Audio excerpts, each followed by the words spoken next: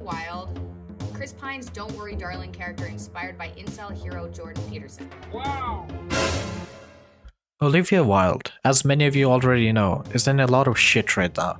She is set to release her film, Don't Worry Darling, on 23rd September this year, which isn't the first movie she directed though, but probably the most popular, all for the wrong reasons. It features the likes of Harry Styles, Chris Pine, and others. However, that's not why you're here today, are you? I don't know where to begin with this shitstorm. Let's start with the first crack in her story.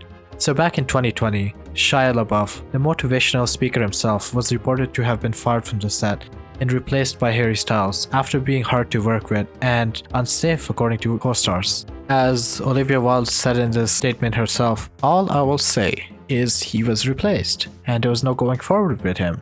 I wish him the best in his recovery."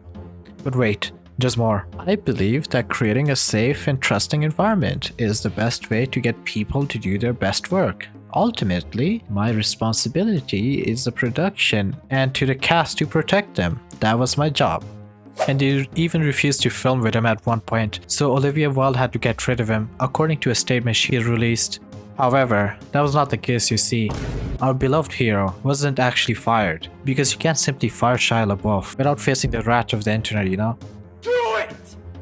In other words, the star himself came out from some shady gas station he was residing in and released a statement himself, saying that he left and was never fired. Later, a video was released supporting his claim, where Olivia is compromising with Shia and asking him to come back, which kind of contradicted what she said at first. I wanted to reach out because I feel like I'm not ready to give up on this yet, and I too am heartbroken, and I want Aha! to get this out. And, Bitch got caught lying. you know, I think this might be a bit of a wake-up call for Miss Flo, and I want to know if you're open to giving this a shot with me, with us.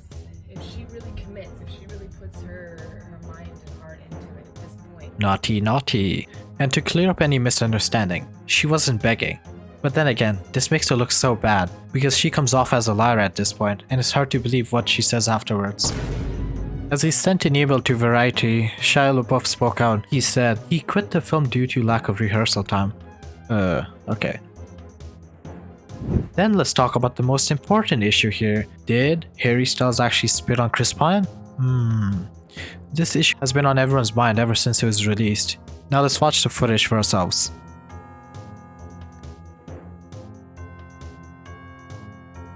It's so wild.